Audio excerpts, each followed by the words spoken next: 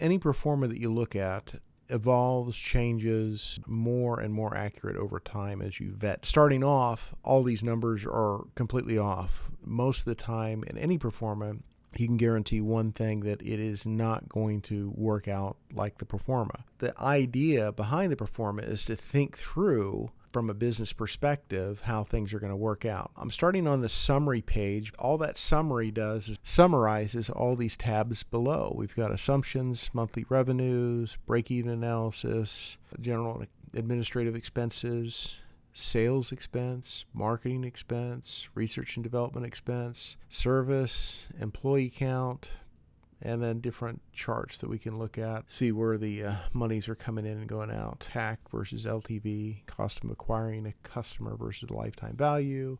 How do you pay your salespeople, SDR pay plan, account executive pay plan. So on this one, in this example, we've got expenses broken down into GA, sales, marketing, research and development, customer service.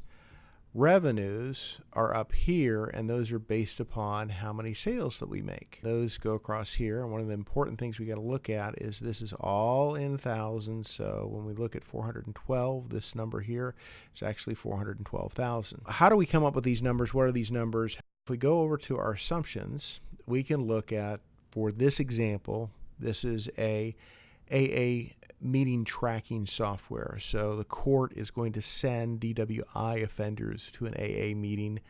They're going to pay $59 to get an app and $149 if the court requires them to do training. The court's going to pay $9.95 a month. So this is a SaaS program that has some other benefits. A lot of these need to be vetted as far as price elasticity on what the market will bear. Some people might say, well, you could charge more than $59 a month because the alternative of them not having an app is jail. $59.99, how much do you want to pay to stay out of jail? The other thing that we look at is the court. Is $9.95 a month too much? Of course, courts don't have any budget. They don't have any money. So you've got to figure out how do you offset this cost with fines and fees from the DUI offender. So go back to the summary financials. If we scroll down, we can look at some of the summaries down here. So the first summary assumption is we sell our tracking and reporting to the court systems at $9.95 a month, software as a service. Our lifetime value of that product is 24 months based upon $9.95. The recovery behavior tracking AA meeting attendance technology is built into the smartphone. One-time fee of $59. There's not a repeating fee. It's one time. Court-required classes, also with the tracking, $149. Each sale to the court will produce an average of 3 referring judges and 3 referring probation officers. If we sell to one court, we're assuming that there are 3 judges who are looking at DWI offenders and referring this tool to DWI offenders, and then we have 3 referring probation officers. Each judge is going to refer about 5 to 9 DUI offenders to this app, either the $59 one or the $149 one each month. That number could be higher, it could be lower, but we got to start with some sort of assumption to calculate a starting point, and then we'll go into the judges and the court systems and talk and refine that before we come to our final conclusions. It's very important for us to consider the customer acquisition cost and where it starts and where it goes. So we're starting at about $14,900 to acquire a customer. That might be a lot, that might be a little, depends on what the lifetime value is. What we want to drop that down to is about a 3-to-1 ratio, or a little better than that, at $7,000 per sale. We want to divide that number and have a ratio of better than 3. The assumptive sales cycle is 18 weeks. Once a salesperson starts putting a court system in there, it takes about 18 weeks to get closed and get that money coming in. That's still an assumption. It could be shorter, it could be longer, but we've got to start with some assumptions. Funding will start with SBIR grants from the National Institute of Health and the Alcoholism Substance Abuse Group. There's a lot of places that have grants that they would put out for doing this type of research. They just want the data on this. So we've already talked to UALR on that. There are several grants that we apply for, and some of them are pretty lucrative. Thirdly, we're planning on raising $4 million at a $10 million valuation starting in August of 2020. So a year from now, we're not raising any money. It's going to be a C corporation, a PPM, if the grant research provides a valid information. So we've got a lot of research to vet this out before we even go into raising money. The share valuation is calculated based upon a 3x or a 6x depending on the month-over-month growth. And if you take your spreadsheet and you click on this hyperlink, it's going to, how do you calculate the value of a company based upon these numbers? Next, if we look at one share price at 3x at the time, if we hit our numbers, that $1 a share would now be worth that somebody paid for it, would now be worth $6.25, or on the high end at 6 times, it would be 12.5. So if I come up here looking at from an investor perspective, let's say I put $1 in, I bought 10,000 shares, I bought them at $1, so that's $10,000, right? And I go over here, we hit all our numbers exactly perfect. We're at 6 times. Now we have it $12.50 a share. So do the math, real simple.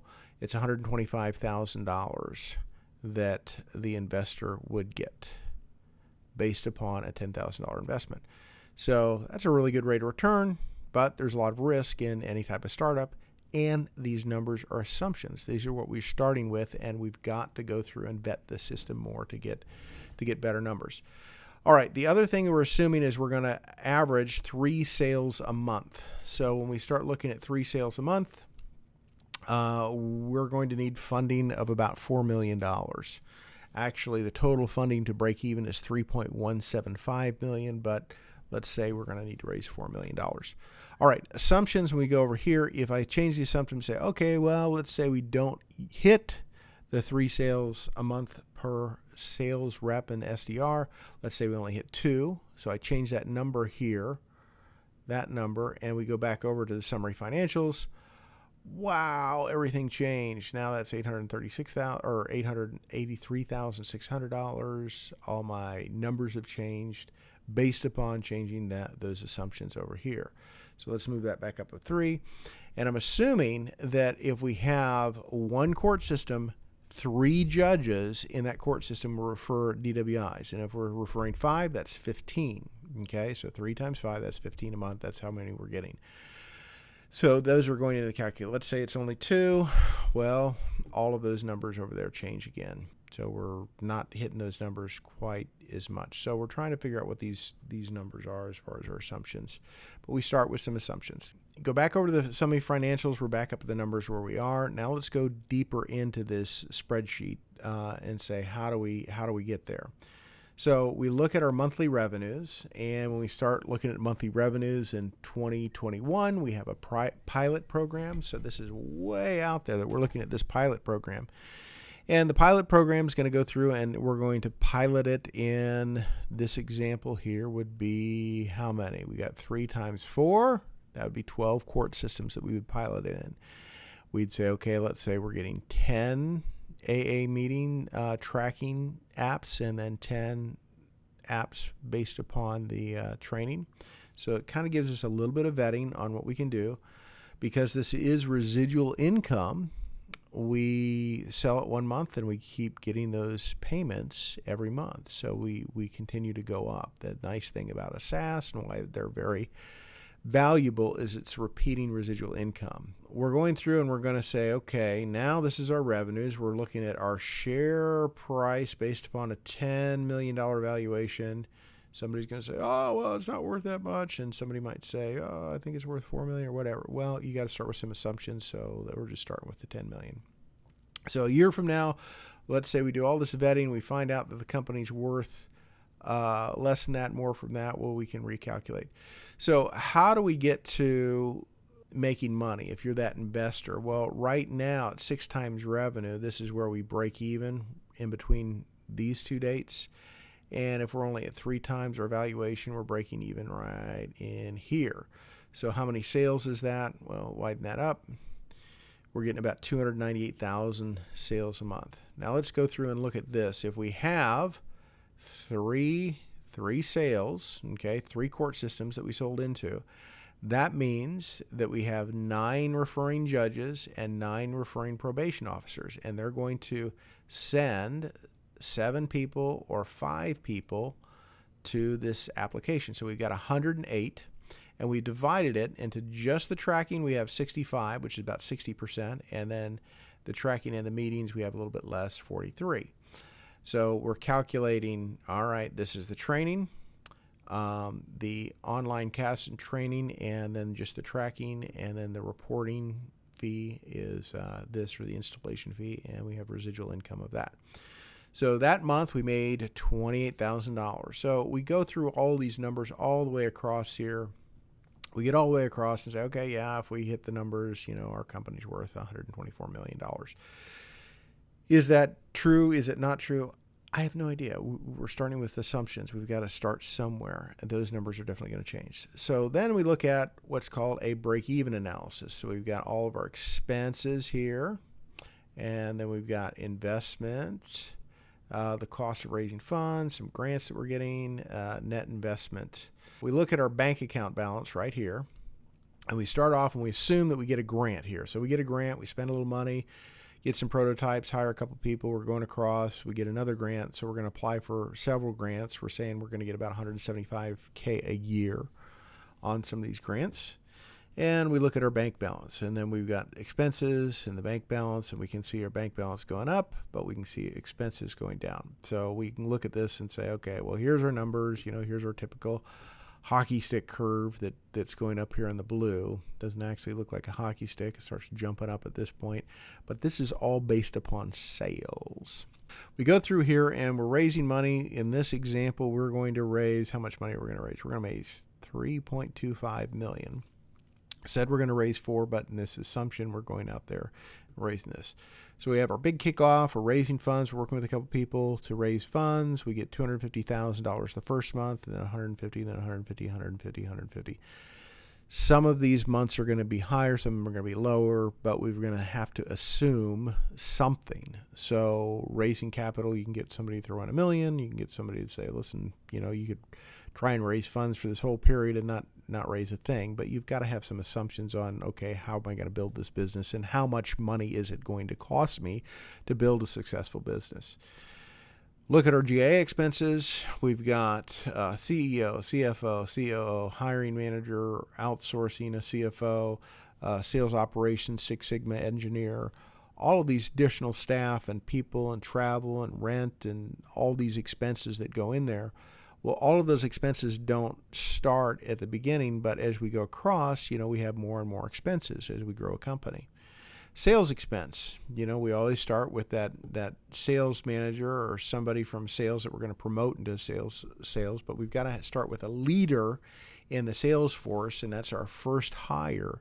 And they're going to actually go out and make some sales and kind of figure out the system, along with the sales engineer who's going to figure out what your KPIs are and what your critical behaviors are to make this successful. Now, we have what's called an SDR and an AE method. So an SDR is a sales development rep. They get on the phone, they make all the appointments, they go through and set everything up for the closer. This guy's going to go do the presentation, talk to him, work on closing that sale. A lot of this is going to be done on the phone.